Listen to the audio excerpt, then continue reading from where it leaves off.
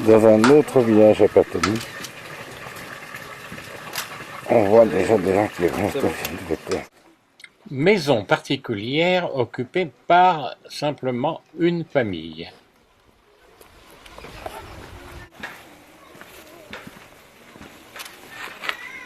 Dans le village de Hong, un dimanche après-midi.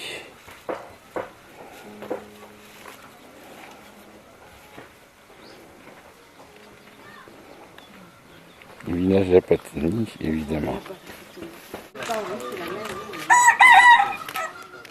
Comme partout, le coq se fait entendre. À certains endroits, au lieu de mettre une porte, en haut de l'escalier, on met une couverture. Une certaine gentillesse. Et il faut bien avouer que nous sommes surpris les uns les autres de se rencontrer, puisque dans la région, nous sommes des inconnus.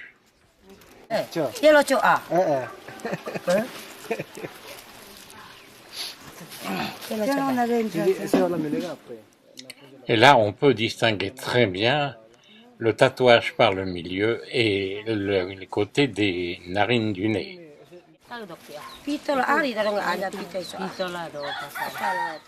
C'est là que l'on s'aperçoit qu'il y a une différence entre les jeunes qui ne sont pas tatoués et qui n'ont pas des piercings. Assis sur son balcon, profitant du soleil, ce monsieur a l'air de déguster un délicieux dessert.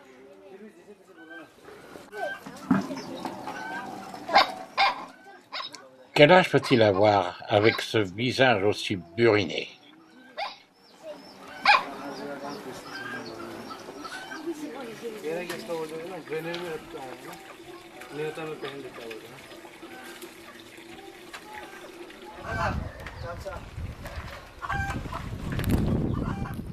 C'est incroyable de voir ces gens qui se laissent aussi facilement photographier, sans aucun échange.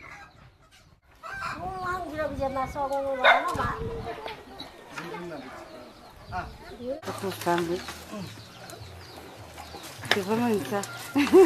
Elle n'a jamais eu autant de beaux messieurs sur d'elle. Dommage que du côté de la narine droite, il y ait un petit problème. La vision de ce village de Hong avec son ciel bleu. Comme l'on peut dire, nous sommes vraiment en contact direct et incorporé à la vie et aux gens de ce village.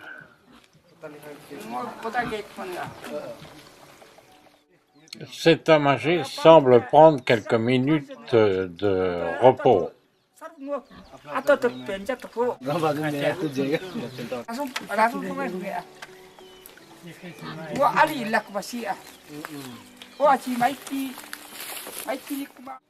Incroyable de voir la force que cet homme âgé peut avoir pour porter un aussi lourd fardeau de bambou.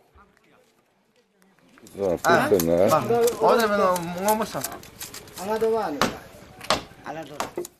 Pas de jour de repos, même le dimanche, l'on travaille le bambou.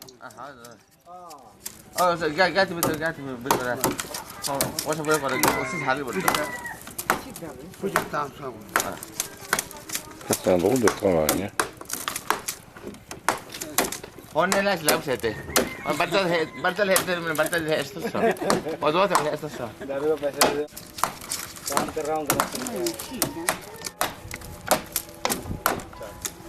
Alors donc on élague les bambous, on les fend pour en faire après ça du tressage et monter des maisons.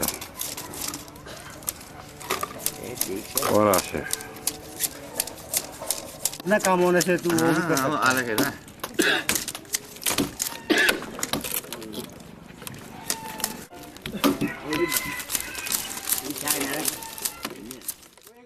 Un peu plus loin, nous arrêtons devant une demeure où la femme se prépare pour nous présenter ses plus beaux atouts pour être prise en photo.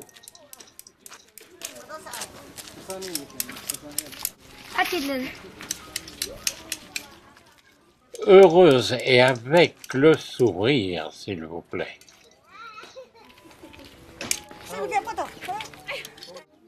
Jolie présentation de mode avec un splendide châle.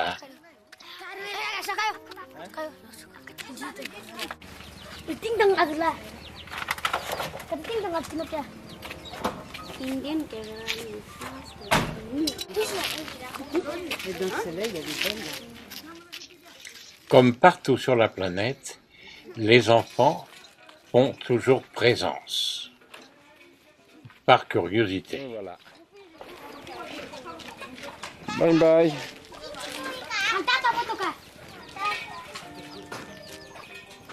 Nous sommes devant une bambouserie. Eh bien, pour fabriquer toute une maison, il faut des bambous. Ils poussent partout. C'est incroyable et cultivé. On les coupe au bout de 2 ans. Lundi matin, nous allons quitter l'hôtel et partir pour voir les Nietzsche.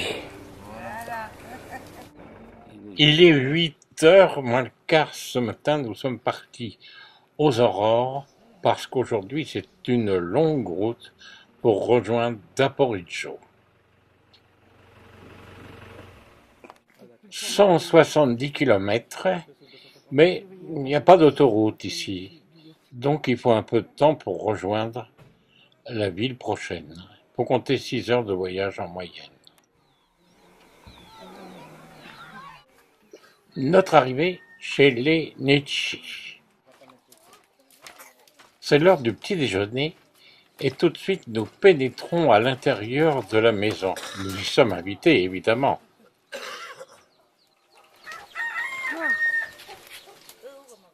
Le chant du coq, et vous verrez que la maison est bien aérée, il y a beau y avoir le feu, les fumées s'évacuent rapidement.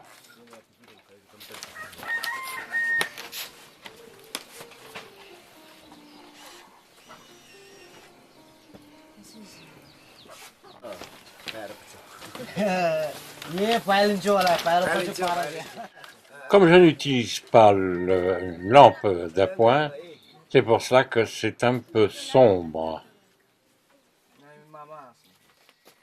Mais de toute façon, nous avons fixé le moment, le sourire, l'accueil, et ceci permet de nous rappeler dans le futur de ce que ces gens ont pu vivre dans cette région. Vous connaissiez ce type de maïs? Regardez, le maïs de couleur... Mais il est naturellement comme ça. On va le photographier si vous voulez à la limite.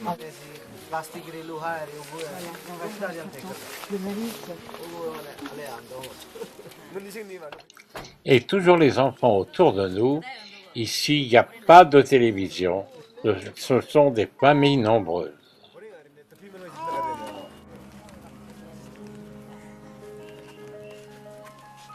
Comment? Je prends que l'appareil. Vous prenez que? Que l'appareil. Ah d'accord.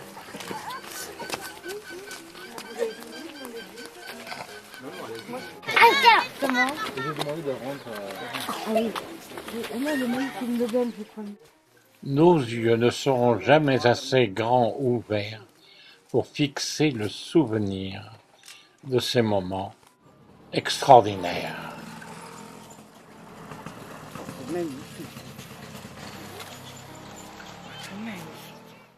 9 heures ce matin, nous avons fait à peu près 60 km en 2h30.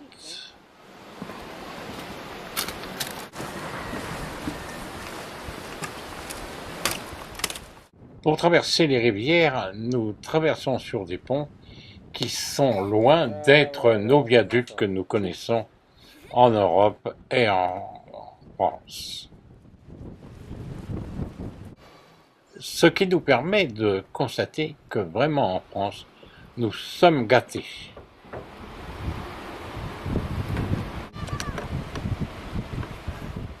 Les services techniques ont peu de matériel pour faire les réparations. Toutefois, on a traversé la rivière. Eh bien, pour remonter à Daporidjo, il faut bien s'alimenter de temps à autre. Un petit arrêt dans un restaurant pour manger quelques sandwichs, nous réconforter de manière à pouvoir aider le chauffeur à tenir la route. Annie comme Hachi ont l'air d'avoir bon appétit, n'est-ce pas? Et voilà le petit restaurant où nous avons pu déjeuner. Toujours ces maisons surélevées. Pour quelle cause peut-être, dirons-nous? Eh bien souvent en période de mousson, en période de pluie, comme ça, elles ne sont pas inondées. Et elles servent de réserve, une sorte de cave pour les animaux, sorte d'abri. T'as vu? T'as vu un peu? Loin d'être gâtés comme les enfants de France, entre autres, eh bien, ils ont toutefois toujours le sourire. Un village où l'on charge les oranges. Un arrêt du bus qui va en effectuer le transport de la grande ville. Notre arrêt préoccupe surtout les passagers de l'autobus. Et pourquoi? Eh bien, tout simplement parce que nous filmons, comme vous pouvez le constater, ou prenons en photo ce personnage avec son costume local. Après une longue route, nous arrivons sur Daporiggio, dans la vallée.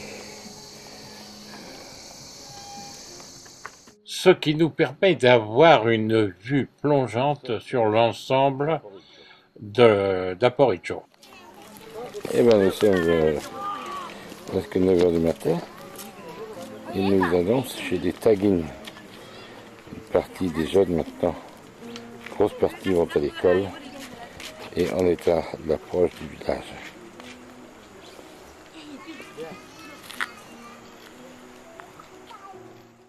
Toujours si frêle et jolie demeure malgré tout.